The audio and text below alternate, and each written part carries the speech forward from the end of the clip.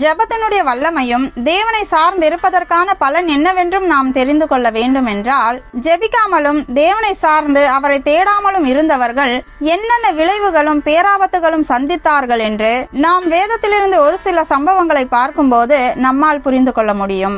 ஆதாமும் ஏவாளும் தேவனை சார்ந்திராததினால் சத்ருவாகிய சாத்தானுடைய வஞ்சக வலையில் அகப்பட்டு கொண்டார்கள்.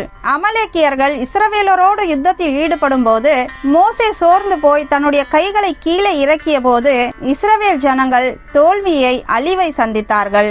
எரிகோ என்கிற பெரிய பட்டணத்தை யோசுவாவும் இஸ்ரவேல் ஜனங்களும் தேவனுடைய பலத்தினாலே பிடித்திருந்தார்கள். ஆனால் தேவனுடைய ஆலோசனையை கேட்காமலும் அவரை சார்ந்து செல்லாததினால் மிகவும் சிறிய பட்டணமாகிய ஆகியை அவர்களால் பிடிக்க முடியவில்லை. தேவனுடைய ஆலோசனையை கேளாமல் தேவனை சார்ந்திருப்பதை தொடர்ந்து அலட்சியப்படுத்தி கொண்டே வந்த இஸ்ரவேலின் முதல் அரசனாகிய சவுல் முடிவில் ரட்சிப்பையே இழந்து விட்டான். வல்லமையுள்ளவனும் பலசாலியுமாகிய சிம்சோன் தேவனுடைய வார்த்தைகளை அலட்சியப்படுத்தி அவைகளை மீறி நடந்ததினால் தன்னுடைய பலத்தையும் வல்லமையும் இழந்து முடிவில் குருடாக்கப்பட்டான்.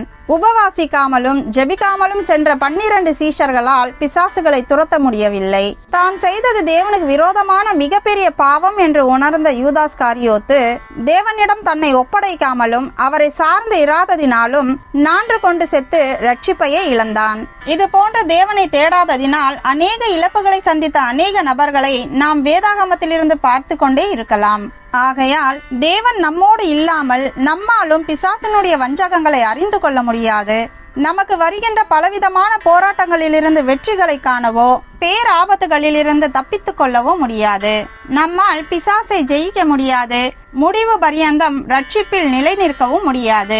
நாம் தேவனோடும் வேதத்தோடும் குறைவான நேரம் செலவிடும் போது சாத்தானோடு போராட அதிக நேரம் தேவைப்படும்.